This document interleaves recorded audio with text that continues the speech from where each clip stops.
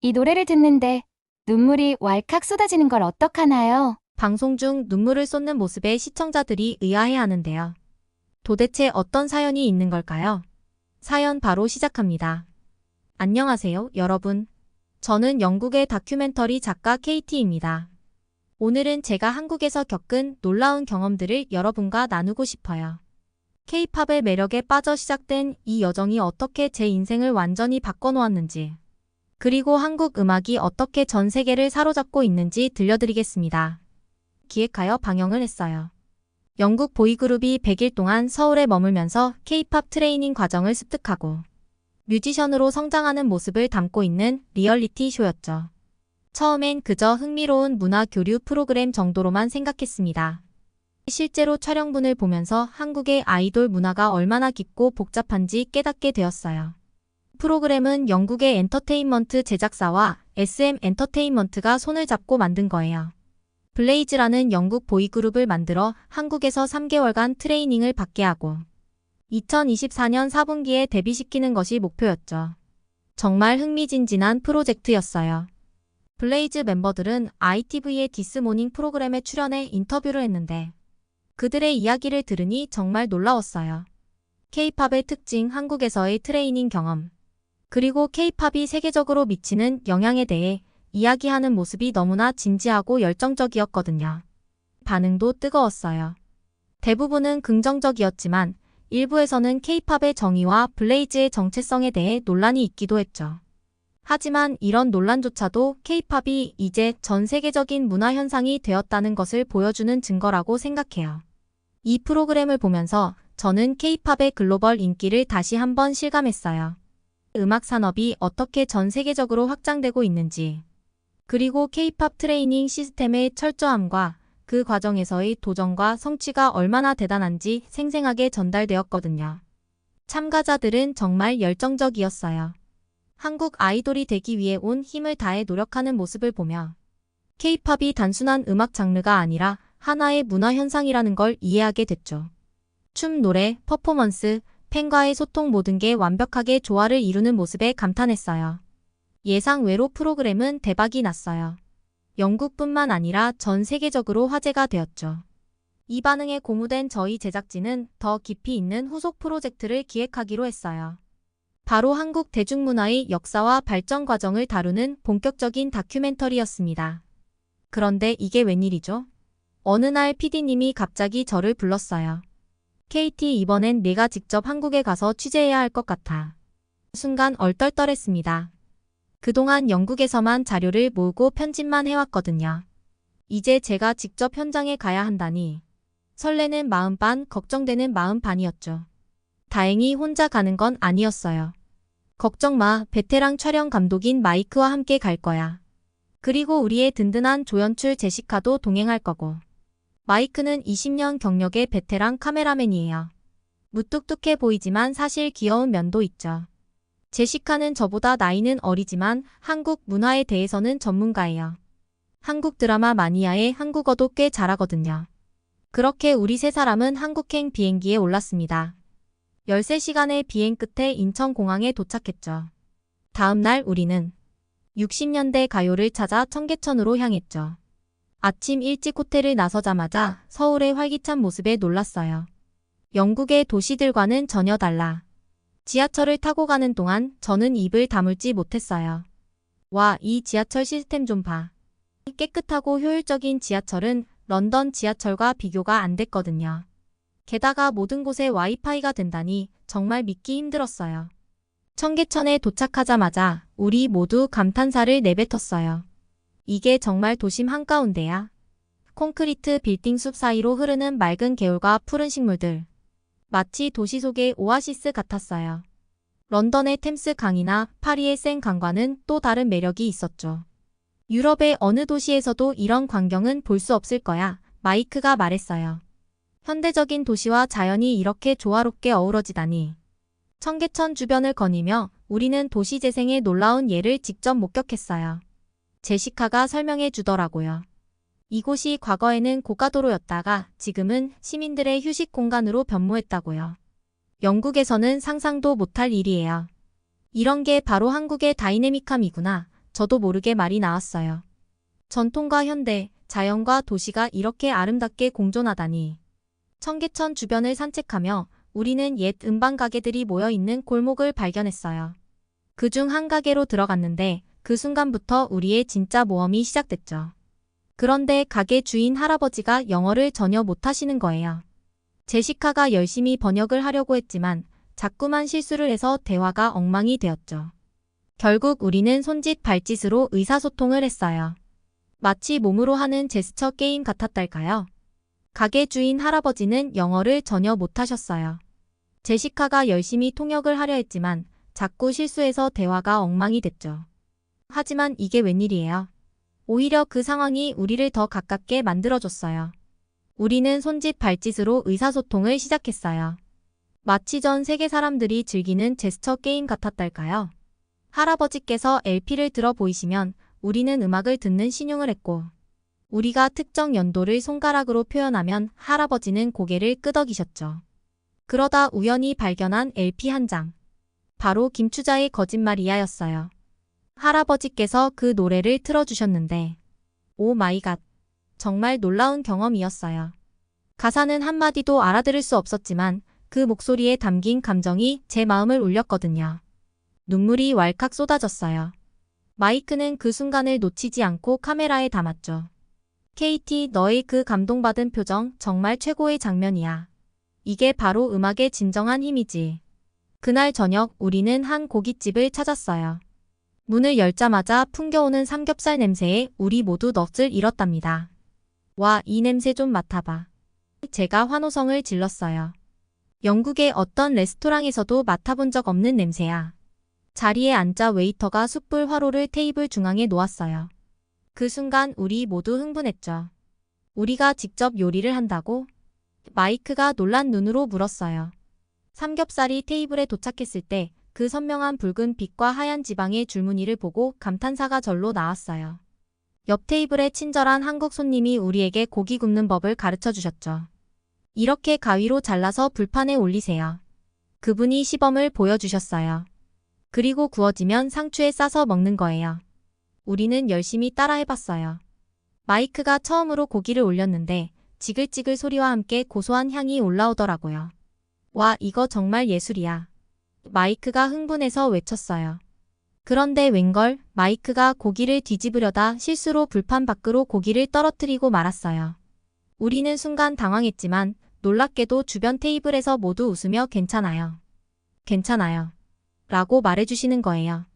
한 아저씨가 직접 오셔서 마이크에게 고기 뒤집는 법을 가르쳐 주셨어요. 이렇게 살살 뒤집으면 돼요. 긴장하지 마세요. 그 순간 저는 정말 감동받았어요. 한국인들의 따뜻함과 친절함이 가슴 깊이 와닿았거든요. 고기가 노릇노릇 구워지자 우리는 드디어 첫 삼겹살 쌈을 만들었어요. 상추에 고기를 올리고 마늘과 쌈장을 넣어 한 입 크기로 싸먹었죠. 우와, 제가 입안 가득 쌈을 물고 환호성을 질렀어요. 이렇게 맛있는 음식은 처음이야. 영국의 그 어떤 요리도 이것만큼 맛있지 않아. 마이크와 제시카도 연신 감탄사를 내뱉었어요. 우리는 계속해서 고기를 구우며 쌈을 만들어 먹었죠. 소주도 한 잔씩 곁들이니 정말 천국이 따로 없었어요. 다음 날 70년대 음악을 찾아 우리는 부산으로 향했어요. 서울역에 도착했을 때 저는 정말 눈을 의심할 수밖에 없었어요. 우리가 탈 KTX를 보고 완전히 깜짝 놀랐거든요. 영국의 기차와는 완전히 달랐어요. 마치 미래에서 온 것 같은 첨단 기술의 결정체였죠. 와, 이게 정말 기차야? 저도 모르게 말이 튀어나왔어요. 마이크와 제시카도 입을 다물지 못했죠. 믿을 수 없어 제시카가 말했어요. 유럽의 어느 기차보다 멋져 보여. KTX에 탑승하자 더 놀라웠어요. 넓은 좌석, 깨끗한 실내, 그리고 무엇보다 그 속도. 기차가 출발하자마자 창밖 풍경이 빠르게 지나갔어요. 영국의 고속철도보다 훨씬 빨랐죠. 우와, 이 속도 좀 봐. 마이크가 흥분해서 말했어요. 영국에서는 상상도 못할 속도야. 정말이지 한국의 기술력에 감탄했어요. 유럽은 철도 강국이라고 자부하는데 KTX를 보니 우리가 좀 뒤처진 것 같더라고요.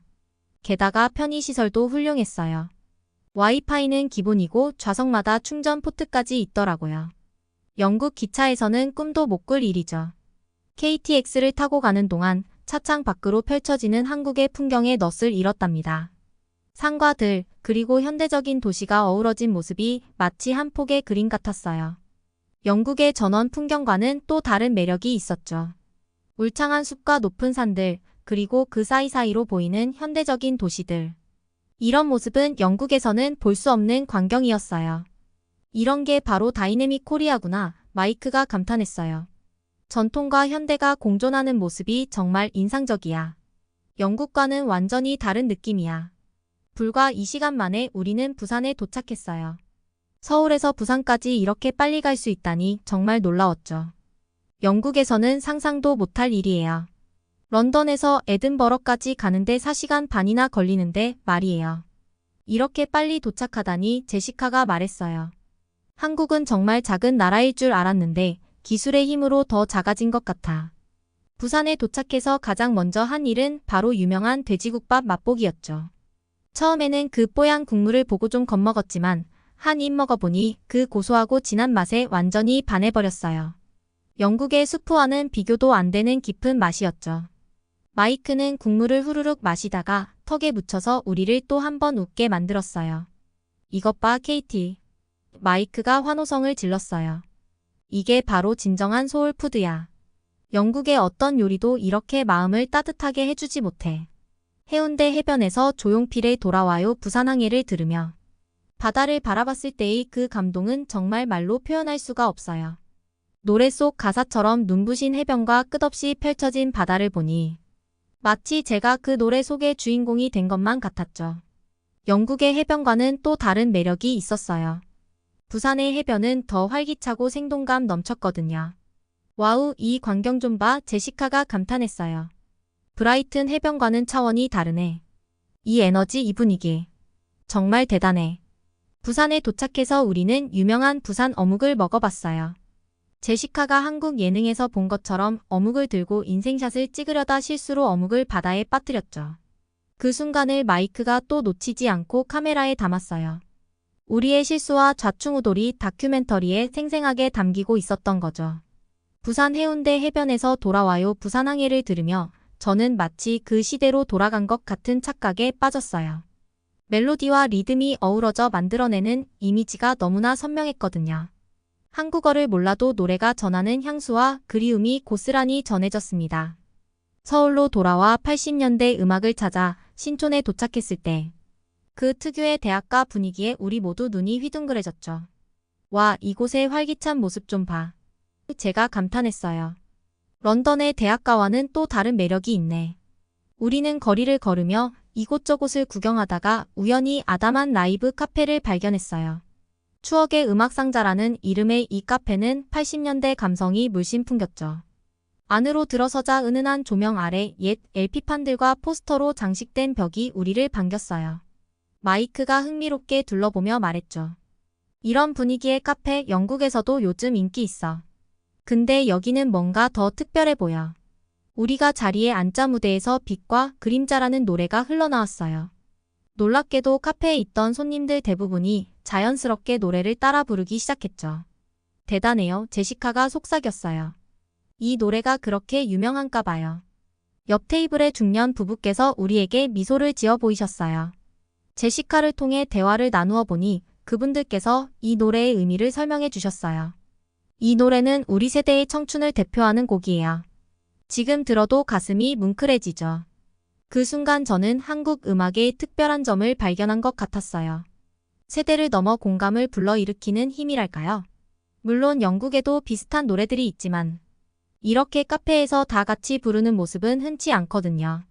카페 주인분이 우리에게 다가와 80년대 히트곡 몇 곡을 더 들려주셨어요. 조용필, 이문세 등 당시 인기 가수들의 노래를 들으며 우리도 모르게 고개를 끄덕이고 있더라고요. 음악에는 국경이 없다더니 정말이네요. 마이크가 감동한 듯 말했어요. 그날 밤 우리는 한국 80년대 음악의 매력을 조금이나마 느낄 수 있었어요. 시대를 초월해 사람들의 마음을 울리는 노래들. 정말 특별한 경험이었죠. 다음 날은 90년대 음악을 찾아 홍대 거리를 누비던 날이었어요. 갑자기 비가 쏟아졌는데 우산이 없었죠. 그때 한 친절한 카페 주인이 우리를 안으로 안내해 주셨어요. 알고 보니 그분이 서태지와 아이들의 열혈 팬이셨대요. 덕분에 우리는 예상치 못한 서태지 특강을 들을 수 있었죠. 비 오는 홍대 거리를 배경으로 난 알아요를 들으며 우리는 90년대 한국 청년들의 열정을 느낄 수 있었어요. 그 카페 주인분의 도움으로 우리는 서태지와 아이들의 은퇴 공연 실황 영상을 볼 수 있었어요. 컴백홈이 울려 퍼지는 순간 저는 마치 타임머신을 탄 것 같았습니다. 90년대 한국 젊은이들의 열정과 에너지가 고스란히 전해져 왔거든요. 그 순간 저는 한국 음악의 힘을 온몸으로 느낄 수 있었습니다. 2000년대 K-팝을 취재하러 SM 엔터테인먼트를 방문했을 땐 또 다른 해프닝이 있었어요. 마이크가 실수로 연습생 오디션장에 들어가 버린 거예요. 당황한 마이크가 어쩔 줄 몰라 하다가 갑자기 춤을 추기 시작했죠. 그의 재치 있는 대처에 심사위원들도 웃음을 참지 못했답니다. 그날 저녁 우리는 우연히 한 길거리 공연을 보게 되었어요. 보아의 넘버원을 커버하는 청소년 댄스팀이었죠. 그들의 열정적인 공연을 보며 저는 K-팝의 미래가 밝다는 걸 느낄 수 있었어요. 춤을 추는 아이들의 눈빛에서 미래의 스타들을 볼 수 있었거든요. 마지막으로 BTS의 발자취를 따라가던 날, 우리는 그들의 팬들과 뜻밖의 만남을 가졌어요. 전 세계에서 온 아미들과 이야기를 나누며 K-팝이 단순한 음악이 아닌 하나의 문화현상이 되었다는 것을 실감할 수 있었죠. 우리는 BTS의 DNA 뮤직비디오 촬영지를 찾아갔어요. 그곳에서 전 세계에서 온 아미들을 만났죠. 그들과 이야기를 나누며 K-팝이 어떻게 그들의 삶을 변화시켰는지 들을 수 있었어요.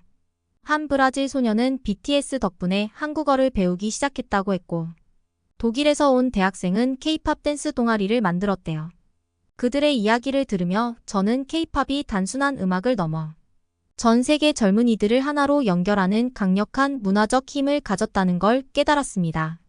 이렇게 시대별로 한국 음악을 탐구하면서 저는 한국 대중문화의 힘이 어디서 오는지 조금씩 이해하기 시작했어요.